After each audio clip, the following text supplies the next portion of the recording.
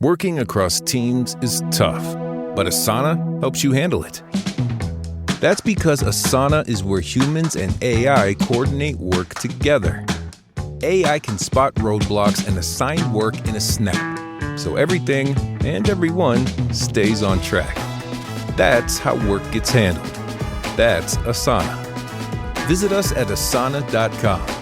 That's ASANA.com. If you work in university maintenance, Grainger considers you an MVP because your playbook ensures your arena is always ready for tip-off. And Grainger is your trusted partner, offering the products you need all in one place, from HVAC and plumbing supplies to lighting and more. And all delivered with plenty of time left on the clock, so your team always gets the win. Call 1-800-GRAINGER, visit Grainger.com, or just stop by. Grainger, for the ones who get it done.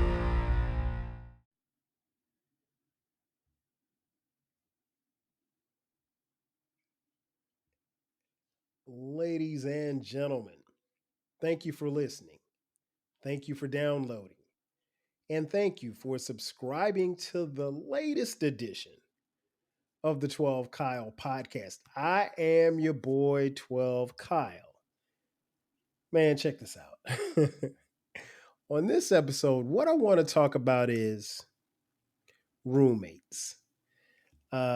Maybe some of you have had a roommate or roommates before in your life. But if you've lived for a little while, you probably have had a roommate. And roommates can always be an interesting story because of the scenarios that you may or may not go through with a roommate. I came to this idea. I was listening to the homie Baylor's podcast. Shout out to BTG, Baylor the Great. The podcast is called BTG for President. So I'm listening to this podcast and he talks about an incident that happened. And what was interesting about this incident that happened is it happened with a young lady, and he explained how he got himself out of a jam. Well, the sidebar in the story that he told was that his roommate, and he was college age at this point, his roommate was in jail. And his roommate was in jail because he had made what the police had deemed a terroristic threat, which could definitely land you in jail, especially post 9/11. Then this was definitely post 9/11. So, nonetheless, his roommate is in jail and he tells the story about how he got out of this jam or what have you. But hearing him talk about his roommate got me to thinking about, the roommates that I've had over my lifetime. And I wanted to get on here and just tell you a little bit about the roommates that I've had, and maybe share a story or two. My first roommate really should come as no surprise, but my first roommate, if you know me, is my brother Damon. Now Damon is almost 3 years younger than me. We're 3 years apart as far as school is concerned. So when we were in high school, just to give you an idea, I was a senior and he was a freshman. But that was my first roommate, and Damon and I were roommates probably from the time he was born until, I don't know, probably until we moved. Okay, let me go back. When he was born, we lived in these apartments. So we had an apartment, and it was a 2-bedroom apartment. My parents had a room, and then he and I shared a room. So we were roommates then. And I mean, you don't really think about it because it's like, okay, hey, it's your brother, it's your little brother. So we were roommates, and he was he was an excellent roommate. We didn't have any issues or anything like that. We were very close, super super tight. We talk every day. That's my guy, and I'm the big brother. And although he's 3 years younger than me, I still refer to him as my little brother. But he's not my little brother; he's my younger brother. But that's my guy, and I love him. And so he was a great roommate. And I think we were probably roommates from that time until my parents bought a house. I think I was in like the 4th grade and he was in the 1st grade. Um, Yeah, I think that's when we weren't roommates anymore because we had our own rooms. Um, but he was a great roommate. He was a great roommate. Now, my parents then got divorced when I was 13, almost 14, and we moved in to our family house, and my aunt lived there. My aunt and my cousins. And so, what was interesting was we still had separate rooms. So I didn't have a roommate, so I had my own room then. Um, and it was cool because my room was the hangout spot. It's the hangout spot for me. I'll be honest, particularly when I was in high school, if I did not have to, unless I had to eat, if I had my ideas, then I would have stayed in my room the whole time. My room was my sanctuary. Um, and so didn't have a roommate again until it was time to go to college. Now, as many of you know, or maybe you don't know, I attended the illustrious South Carolina State University, where I am a proud alum.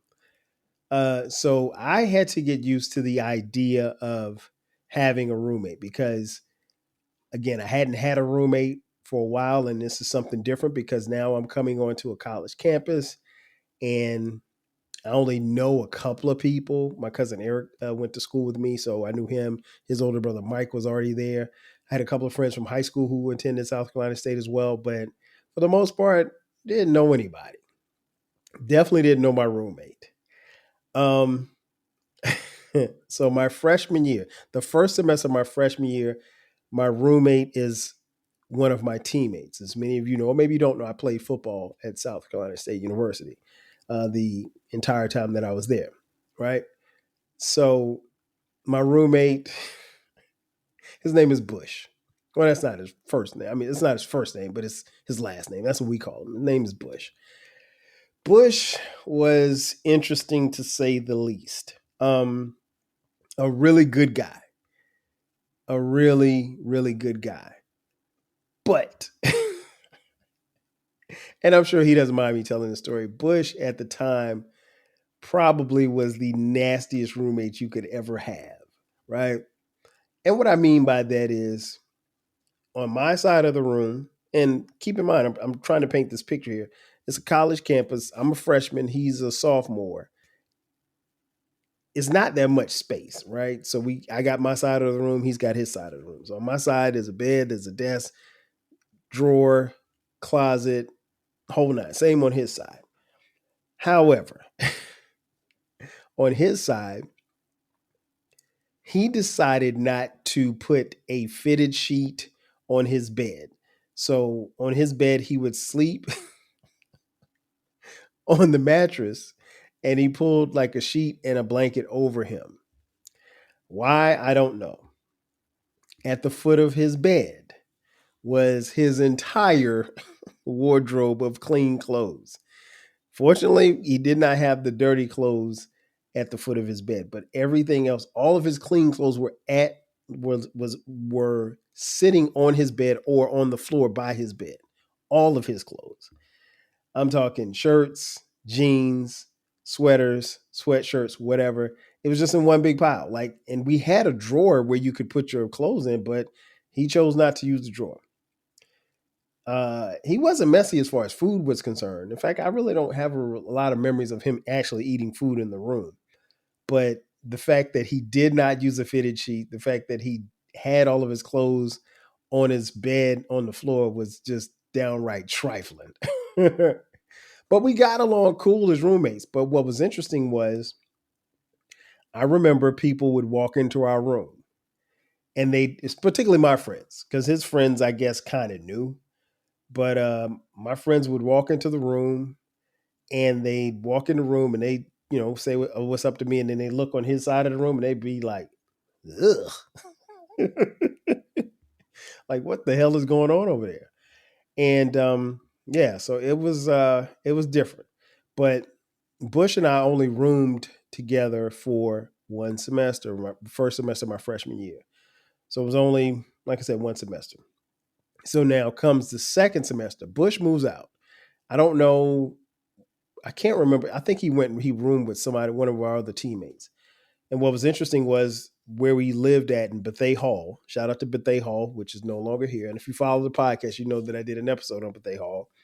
Um, so he goes, we live in the football wing, but not necessarily, you didn't have to necessarily be a football player to be on that wing, but most of the football players were on that wing of Bethea Hall, right? So I go home for Christmas. I come back. To be honest, I didn't even know that Bush was leaving as far as roommate was concerned. I just figured he'd be back. Uh, but he was. Well, he came back, but obviously he was in another room. And so he told me when we got back that he was moving with somebody else. So I was like, okay, cool. So I'm thinking, okay, I got the room to myself, but I know better. I know that they're going to bring in another roommate, whatever. And so I go to the caf to grab something to eat, and I come back and I'm sitting in the room, and for whatever reason, I was back there at school a day earlier, and so a day goes by, and the next day, my new roommate, he's coming to the room. I'm assuming that he's coming. Yeah, nobody told me that he was coming, but I'm assuming that he's coming. So I hear a turn at the door, I hear the key turning or whatever. And I'm like, okay, let me sit up, because I was sitting across the bed. And I was like, let me sit up and greet my new roommate. And the door flies open. And I look, and it's a familiar face. It's my boy Irv. And I look at Irv, and I'm like, Irv, what are you doing here? And he was like, Kyle, what are you doing here? I was like, I've been here. What are you doing here? And I got up, gave him dap, gave him a big hug. Funny story. Irv and I have known each other since we were little kids. And how I know Irv is because right across the street from my home is the Hayward family. And Hayward's always been great people. Their sons, Joey and Ryan, are close friends. And so every summer, their cousin from North Carolina would come down, and he would hang out with them, and we'd all play together. We'd all play football and everything. And that was their cousin Irv. I had no idea that Irv was coming. So again, this is somebody from my childhood who is a homie. And so now I got a new roommate, and it's Irv. And I knew that Irv was at Hampton, but I didn't know that he was transferring to South Carolina State. So we catch up. Irv's parents come in, and they're like, hey, that's Kyle from across the street in Florence, blah, blah, blah, blah, blah. And so, we hug and stuff. And what was interesting was Irv had an aunt. Irv's aunt was a professor at South Carolina State University. She was a science professor, Aunt Grace. And I knew her too. I never made the connection, but, so Irv has, his aunt there. He's got me there. And listen, Irv as a roommate was fun. Man, we had a good time. We always, because again, we have a built-in friendship. Like, this is my boy. I just didn't know he was coming. And so once we get over the shock of him being there, we're hanging out. We're, going around campus, going to parties and stuff, meeting people, girls, the whole nine. And so, but what was interesting about Irv, and I got to tell this story. He laughs when I tell this story. Irv was bad when it came to time. And what I mean by that is I've never seen anyone get up at 8:00 for an 11:00 class and still be late for class. I can't explain it. This dude would get up in the morning, he'd go get something to eat, he'd come back, he'd iron his clothes. And I mean, like, when I say I've never seen somebody pay that much attention to ironing their clothes repeatedly. But full disclosure, he's a military kid. So military kids, clean, proper, sharp. Me, I'm just throwing on a hoodie, some Jordans, and I'm going to class. I'm not, I don't have to get that fresh to go to class. But again, I'm a freshman. But he would take his time, and then I would look up, and I go to class, and I come back, and he's socializing, he's talking to people, whatever the case may be. And then his class is at like 11 o'clock, and his class is at Turner Hall, which is Turner Hall from Bethea Hall is literally across the street. And this guy would be running out of the door at 10:55, trying to get across the street to get to class. And I'm like, dude, you got up at 8 o'clock. Why are you late going to class? But that's my man, 30 grand. Love him to life. That's my boy. We had a great time. We talked about music all the time. We shared music. Like I said, we kicked it. We partied.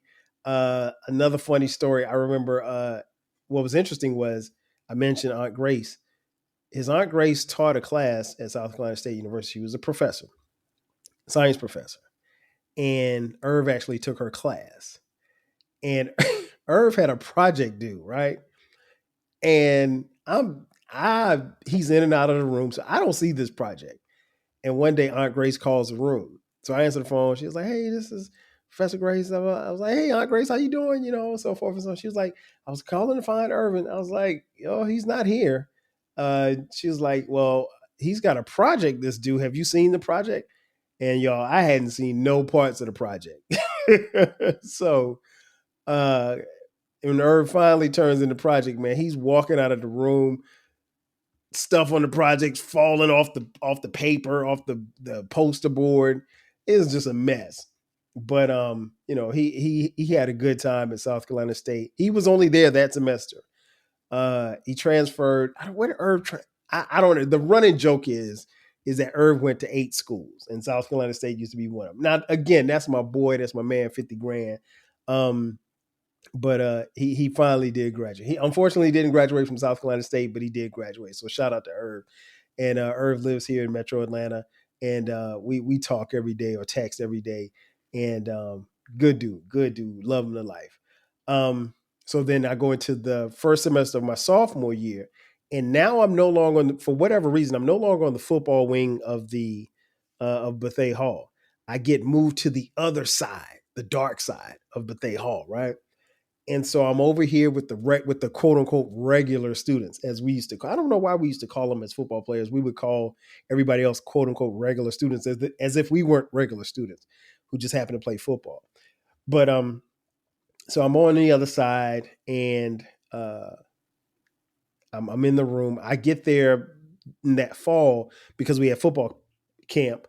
I get there before my roommate does. So I'm there at least 2 or 3 weeks before my roommate gets there. So my roommate gets there. I meet him. His name is Brian. He's from Greenville, South Carolina. Me and Brian were cool.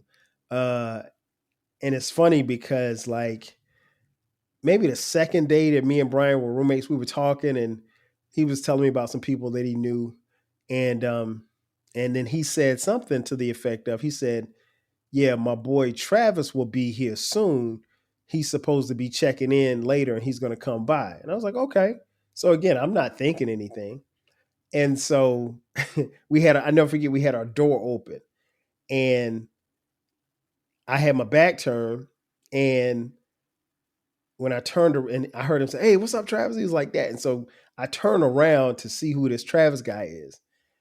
Man, listen, why is it that Travis is my homeboy that we literally grew up on the same street together? Like my house was at the end, in the middle of in the middle part of our street. Travis's house was at the beginning of our street back in Florence in South Carolina. And I known Travis since we were like 8 or 9. Like we go that far back. What was interesting was Travis and I went to middle school together. We went to high school together for our freshman year. And then Travis and his parents moved to Greenville. They moved from Florence, South Carolina to Greenville, South Carolina. And so I didn't see or hear from him. I think I may have talked to him once or twice on the phone or something like that, but I hadn't seen him and I had no idea that he was coming to South Carolina State. So turns out that Brian and Travis knew each other from, playing ball and stuff in Greenville because they both were basketball players. And so now I'm like, yo, this is my boy. Like, again, we grew up together. We used to hang in middle school all the time. We used to play basketball at each other's house. I used to go in his house, his mom would feed him, vice versa. His little brother Jason was cool. So this is again a family reunion. And so now is the Three Musketeers. To be honest, I really didn't that particular year. I don't think I spent that much time with my teammates off the field, but it was always like me, Travis, and Brian. And one day, funny story. One day, I was supposed to go to a party at Duke's gym. Well, I don't know what happened. I was tired or something like that, so I didn't go to the party. And so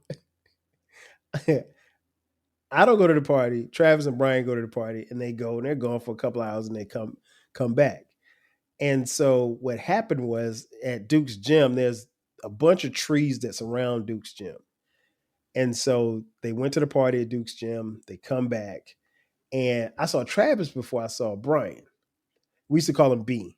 And so I said, so Travis comes in the room, and he's just laughing. And I was like, man, what's wrong with you? And Travis has this very distinct laugh. And he's laughing uncontrollably. I was like, man, where's B? And he was like, and he was laughing so hard, he couldn't get it out. And I was like, man, I said, what is wrong with you? He was like, man, oh my gosh. He's like, man, a bird shit on B. So B was standing up under a tree. It was talking to some girls, I guess. And a bird took a dump and it landed on B's t-shirt. And he had on a white t-shirt. Man, oh my. And then like 5 minutes later, he walks in the room. I am on the floor. Me and Travis on the floor, dying laughing. And that's one of my favorite memories of those dudes. But like I said, me and B, we had a great relationship. B didn't stay in school. I think he stayed like another semester, and then he transferred. I can't remember where he transferred, but he's doing well. If I'm not mistaken, he still lives in Greenville. Okay, so then I moved back to the football wing for my third year at school, and I'm paired up with one of my teammates named Kurt. Now, I knew Kurt a little because Kurt and I came in together in 1991, in the fall of 1991, which we had a great recruiting class in football. Kurt played linebacker. He's from North Carolina, Anson County, North Carolina. And Kurt and I, we were cool roommates. We were real cool roommates. Had real good conversation. I don't really have any funny Kurt stories. What was interesting was, and I'd never seen this done before. I went to class one day, and I came back, and because I think Kurt was a criminal justice major, I was a marketing major, and so my school where I would go to class was School of Business. Shout out to Belcher Hall. I was about to say Bethea. Shout out to Belcher Hall, which I did an episode on not too long ago. So I went to Belcher and I came back and Kurt had his class. But he didn't go to class this particular day. And so I come in the room and I realized that I had a Sega Genesis, right? And everybody would love to come to the room and play John Madden on Sega Genesis. And this was the early days of Madden, right? And I noticed that Madden was on the TV and Kurt was playing. And so I put my books down. I'm sitting down, starting to, I said, what's up? I'm doing my work or whatever. And I look over and Kurt's sitting there, but there's no controller in his hand. That's odd. And I'm like, Kurt, how are you playing this game without any controller? And he's like, oh, I'm not playing. I'm just watching. Up until that point, I had never seen anybody put a game on simulation and just watch the game and not play it. That was like new to me. I was like, who does that? And it wasn't anything wrong with it. I'd never seen it before. So that was something interesting about Kurt. He did like to watch Madden on simulation. So then I leave Bethea Hall. So now I'm on my next roommate, and this is my boy Kelly Craig. Kelly Craig, and I have to say his full name because we all called him Kelly Craig. Nobody called him Kelly. We all called him Kelly Craig. I don't know why. But I'd known Kelly Craig. We met we had a math class together, and he walked on the football team and he played tight end. Really, really great athlete. He was from Winsboro, South Carolina, and I knew Kelly. I knew Kelly before we became roommates, and good dude. The ladies loved him, and he loved the ladies, and we got to be real cool roommates. Now, what was interesting was I was no longer in Bethea. Now I'm in Mitchell Hall. Mitchell Hall was a lot different. The rooms were bigger. They were carpeted. They were kind of fresh. Um, but the downside to being in Mitchell Hall was there really wasn't a lot of action over there outside of Mitchell Hall. But when we lived in Bethea, like everybody had to come. You had to walk past Bethea. Everybody. If you had a class on the far end of campus, you had to walk past Bethea. So girls were always by Mitchell. You didn't really see a lot of foot traffic. I mean, there's some dorms, girls' dorms, is next door to Mitchell, but it's not the same. Nonetheless, Kelly and I were really, really good roommates. Really didn't have any problems. Like I said, Kelly, what was interesting was, like I said, he loved the ladies and the ladies loved him. And, at this time we're playing, as far as football is concerned. So I remember a couple of times, like there was a battle between the two of us, a silent battle, if you will, to get to the room and get on the phone. Now, keep in mind, this is '94, so we don't have cell phones. So the phone in the room is a hard line to the room. And so I remember one time I was on the phone talking to this girl, and he came in the room. He's like, "Hey man, how long you gonna be on the phone?" I was like, "I don't know, another 20 minutes." He's like, "Hey man, can you hurry your call? I need to call my mom." And so I get off the phone, I let him call his mom, and I came back. I left the room, came back, and I'm like, "Why is he on the phone with his mom talking under the covers?" So I mean, just funny stuff like that. But the one of the many great things I could say about Kelly was Kelly introduced me to my wife Sharice. Um, I'm not going to get into the story because I'm pretty sure I've told it on this podcast before, but Kelly, he introduced me to Sharice, and I'm forever grateful for that. Uh, Unfortunately, a few years ago, right before COVID, I think it was like 2019, Kelly unfortunately had a heart attack and passed away, and it hit me because I know, because we had stayed in contact and we were communicating, sending text messages and sometimes on IG. I knew he was in good shape. So it wasn't like he was in bad health or anything, but, surprisingly he had a heart attack and passed away. And that, hit me like a ton of bricks, because here's the thing. I never got a chance to tell Kelly, thank you, because if he had not urged me that night to come be his wingman as he tried to talk to this girl, and I was supposed to occupy the time of her friend, which was Sharice, my wife now, um, we probably never meet. At least not, and if we ever crossed paths, it would never have been in that type of scenario. So never got a chance to thank Kelly for that. And I'm not gonna say I didn't have a chance. I just never said thank you. I really should have. But I mean, and I could probably fuss at Kelly for introducing me to him on the days that she got on my nerves, which, can be a lot sometimes. And I'm sure I've gotten on her nerves, but I mean, hey, we're 23 years into this marriage at the time of this recording. So, but yeah, definitely rest in peace to Kelly Craig. Um, then the next year after that, I am, senior. My roommate is my boy Russ. Russ is my dog. Russ and I came in together as freshmen. Um, we are probably Russ and I are probably, of all the roommates I've had, I mean, with the exception of my brother, Russ and I are the closest. Like that's one of my best friends. Um, and so we had a great time as roommates. Um, Living with Russ was cool because, you got a chance to kind of see how he prepared himself. And he was one of the few people that I knew that even at that age in college, again, we're seniors, literally prepared himself each day for the next day. Like before he went to bed, he would prepare his clothes. He would have his books and stuff for the class he was going to.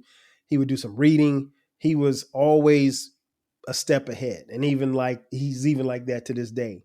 He's still a step ahead, and he's doing a lot of great things. And that's my boy. That's my boy right there. We talk all the time, and definitely happy for him. But it all started, in that room. Well, actually, our friendship actually started the first night that we got to South Carolina State University. We almost got into a fight with some upperclassmen. And the thing that I remember was he was this short dude with like 3 tight gold chains around his neck, and he's from DC. He's from Maryland, the DMV area.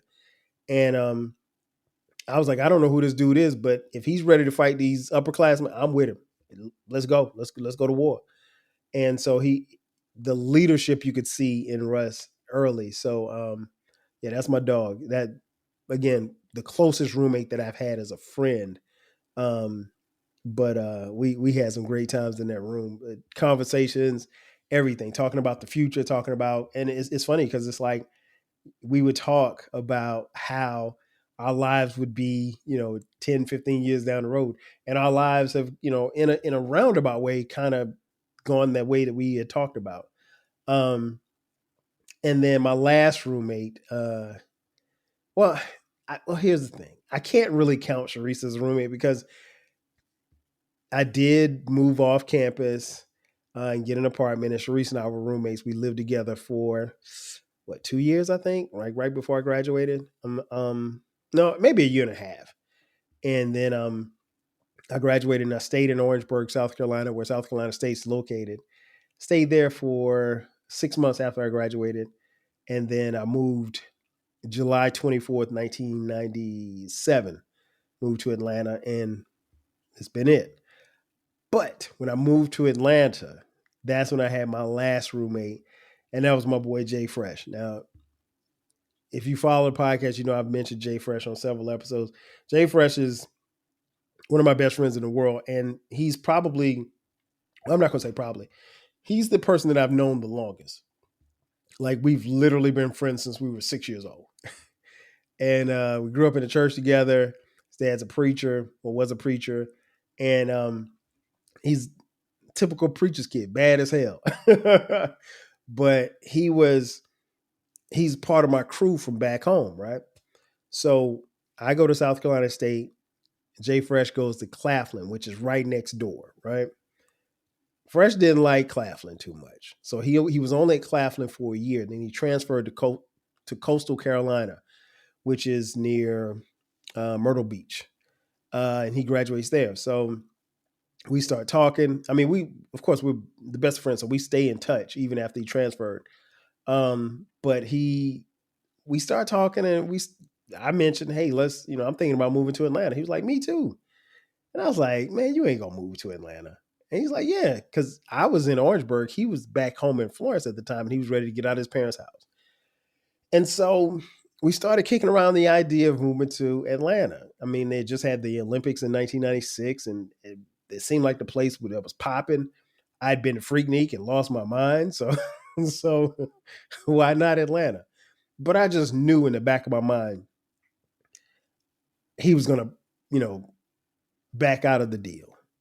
But he said he was going to do it. So I actually got a job.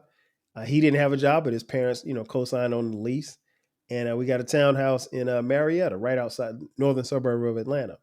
And we lived together for a year. And listen, Jay Fresh is probably, well, let me phrase it like this. I'm probably the only person in our crew from back home that could have lived with Jay Fresh. And it wasn't that he was messy, because he wasn't messy at all. He was a vegan at the time, so he didn't eat any meat. Pause. He didn't eat.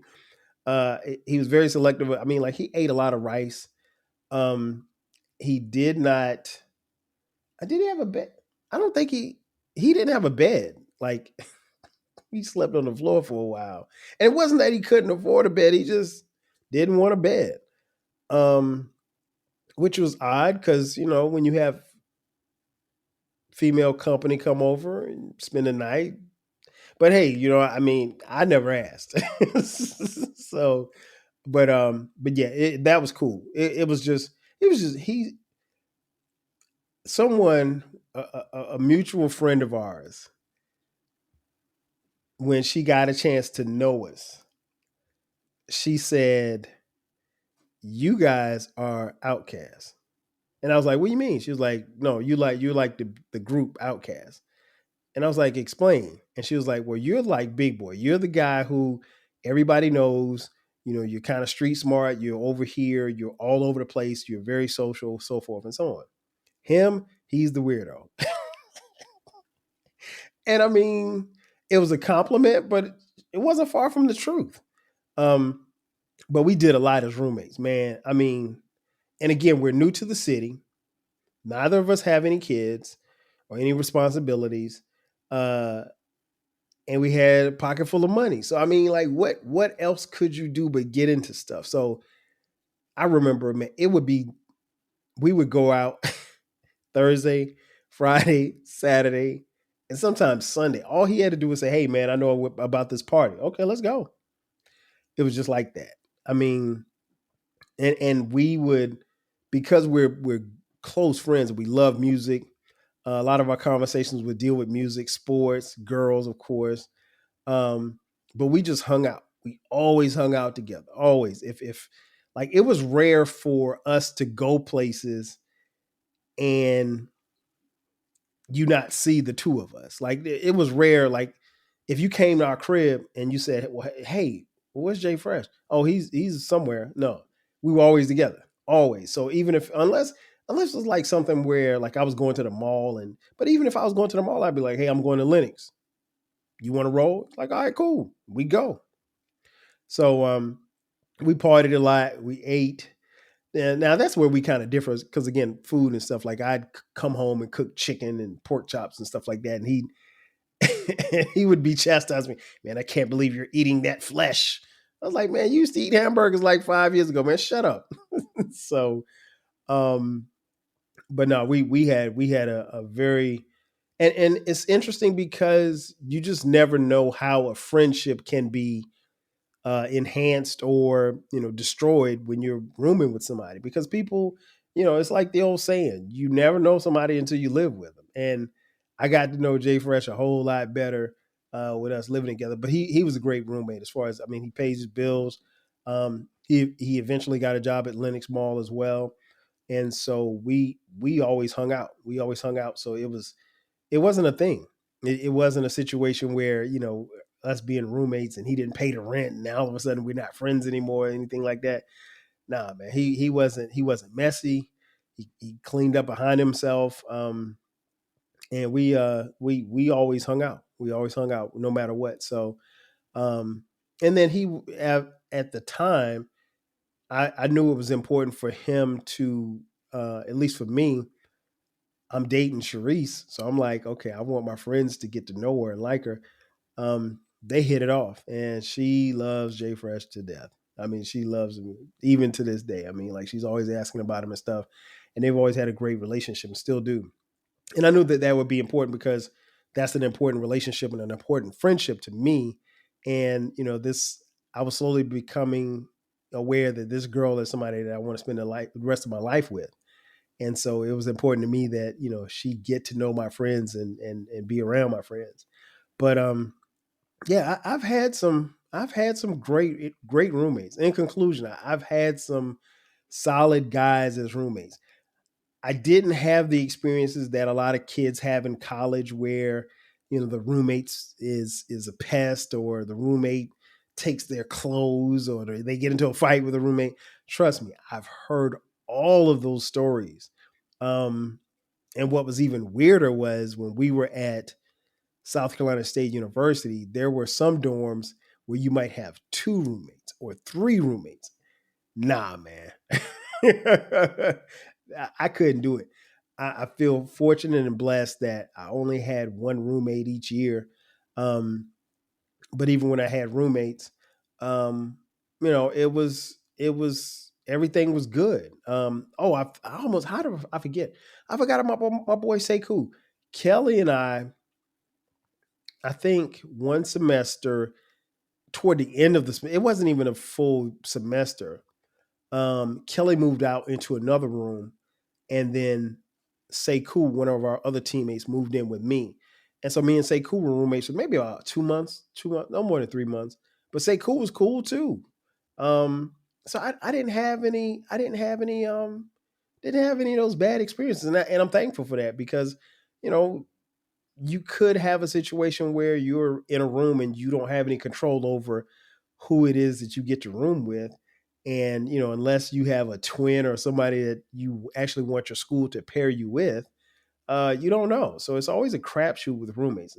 More often than not, if the roommates are cool, they get to become lifetime friends. And I think that's one of the beauties of that. Like I said, I have good stories. I have great stories. I have funny stories. I don't have any go to jail stories, but I got a shout out to the homie Bela for the mere mention of his roommate. It definitely inspired this episode. And if you have any great roommate stories, let me know. Ladies and gentlemen, that's going to do it for me. Thank you for checking out this edition of the 12 Kyle podcast. Be sure to subscribe to the podcast. You can find the podcast. We have our own YouTube channel, youtube.com, 12 Kyle podcast. Make sure that you subscribe and then hit the notification so you'll get notifications when the episode drops. The great thing about this podcast is that we have both audio and video on YouTube. If you're on social media, hit me up at 12 Kyle, at 12 Kyle podcast, Instagram, Twitter, X, Threads. I think I'm forgetting one. Facebook, you name it, we're there. The podcast can be heard anywhere you get podcasts. So we're everywhere. If you feel so inclined and you want to throw us a couple of dollars, we'll take it. $, TWELVEKYLE. That's on the Cash App. And if you look in the description box, you will see a link that says merch. Yes, we do have merch. You can get 12 Kyle Podcast t-shirts, hoodies, mugs, and a little bit of everything. So check that out as well. Ladies and gentlemen, that's going to do it for me. Thank you for checking out this edition of the 12 Kyle Podcast. I am your boy, 12 Kyle. I'll catch you guys next time. 5,000. If you work in university maintenance, Grainger considers you an MVP because your playbook ensures your arena is always ready for tip-off. And Grainger is your trusted partner, offering the products you need all in one place, from HVAC and plumbing supplies to lighting and more, and all delivered with plenty of time left on the clock, so your team always gets the win. Call 1-800-GRAINGER, visit Grainger.com, or just stop by. Grainger, for the ones who get it done.